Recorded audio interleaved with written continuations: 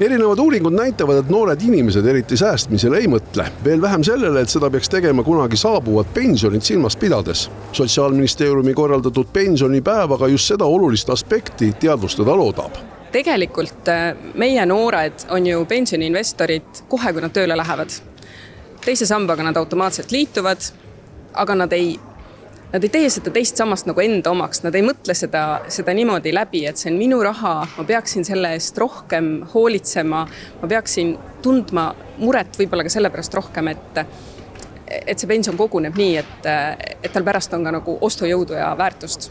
Aga ma arvan, et noortega on täna juba päris hästi, just sellepärast, et nad automaatselt sinna teise sambasse lükkavad. Noorte vaates on aga lood kehvad vabatahtliku kogumissamba ehk kolmanda samba vaates. Sellega liitunuid võiks olla oluliselt enam. Pigem leita tasakaalu tänase kulutamise ja potentsiaalse kogumise vahel.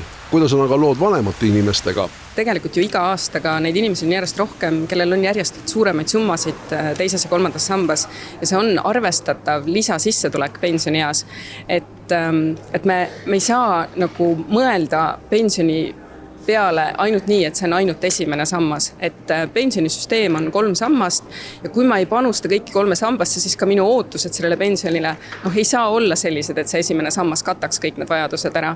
Et selles mõttes see inimese enda vastutus teise ja kolmanda samba näol on oluline. No ilus ja üllas oleks kindlasti ka pensioni eas mõelda selle peale, kuidas on võimalik kuskil jalaga liivas tuhnida ja rannatoolidele lebada, aga selleks tegelikult tuleb alustada juba väga noorelt, siis kui tööle minnakse.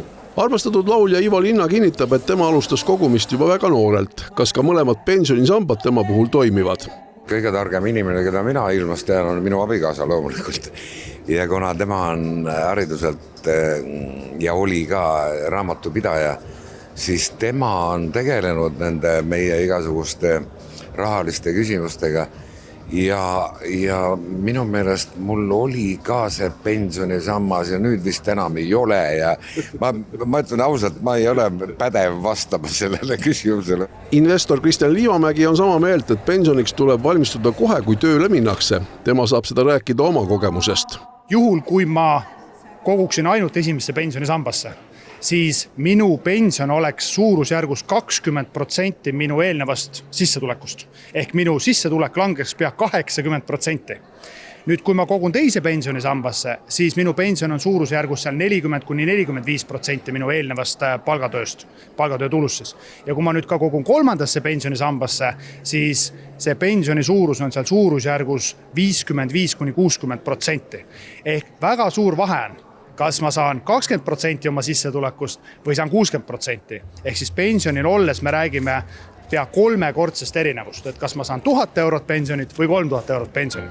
Sotsiaalkindlustusameti kodulehel on olemas avalikuks kasutamiseks nüüd ka uus andmete koha pealt parandatud pensionikalkulaator. Samuti otsustas valitsus tõsta alates 1. aprillist vanaduspensionit 5,3% ehk rahalises vääringus tõuseb see keskmiselt 43 eurot.